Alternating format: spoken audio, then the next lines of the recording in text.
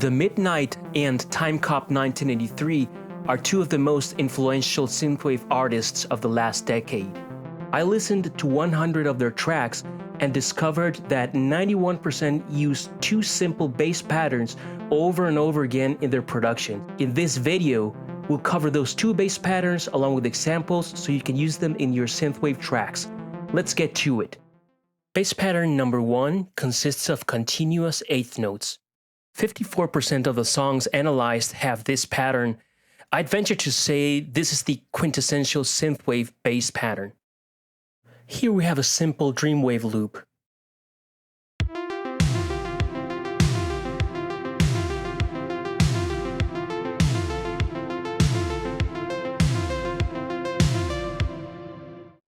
This is a simple progression in C major. The chords in the progression alternate between C major and A minor for 2 bars each. To create our first bass pattern, open the MIDI editor in your DAW and set the quantization grid to eighth notes. Then we're just gonna simply enter a note for every vertical line on the grid, like this. And I'm just gonna duplicate it across the arrangement. So here in these 2 bars, we're playing C, so that's fine. These next bars, we're just gonna drag the notes down to A. And we'll do the same for the last 2 bars in the progression. It sounds like this.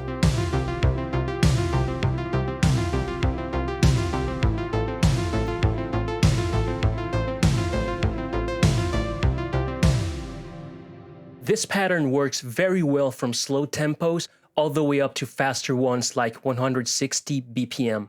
Be careful with slower tempos because you may have to adjust the decay and sustain of your bass patch to fill up more space between the beats. Our current project tempo is 100 BPM. I'm going to change it to 70. Let's listen to how it sounds now. It sounds okay, but the bass notes are now too short. There's too much space between the beats. Let's open our bass patch and make some changes. We'll play the track so we have a reference while we adjust the bass patch. Let's give it more decay. Now it sounds much better. The music feels supported by the bass.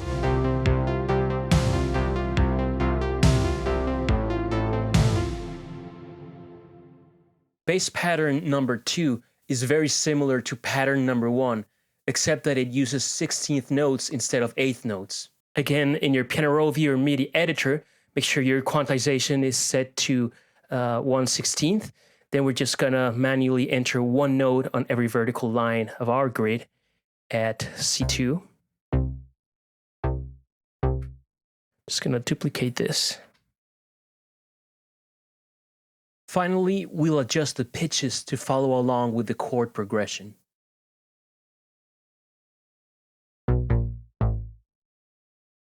It sounds like this.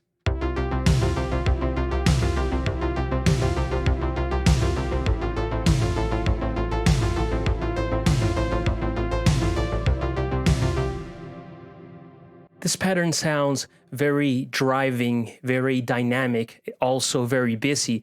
You have to be careful with how you use it depending on the tempo. So for example, slower tempos from 50 to 60 BPM all the way to 120, you can use it no problem. But let's say from 120 to 140, it can get super busy, so you may have to shorten the decay of your bass patch. Or switch to pattern number 1 instead and play 8th notes. Let's set our tempo to 70 BPM. At this tempo, it sounds good. Again, you can adjust your decay to elongate the sustain between the notes, or make it shorter. It's all up to you. Like I said, you need to be careful if you go to a higher tempo such as 120 BPM. Let's take a listen. It's very energetic, but it's also very busy. So if you like this but want to lighten it a little bit, what you can do is tighten up the decay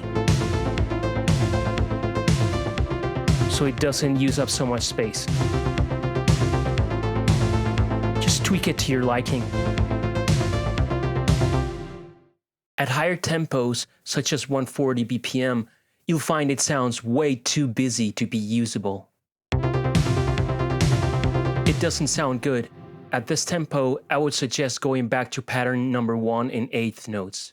With both of these patterns, once you experiment and get to know them, you can then use other chord tones, not just root notes, to support the chord progression. For example, you can try mixing the pattern up with the thirds, with fifths, sevenths, and octaves, because those are also great choices to introduce variation in your bass patterns. In future videos, we'll cover how to use sidechain compression and other volume shaping techniques to make your bass fit better in the mix and arrangement. Synthwave doesn't have to be complicated.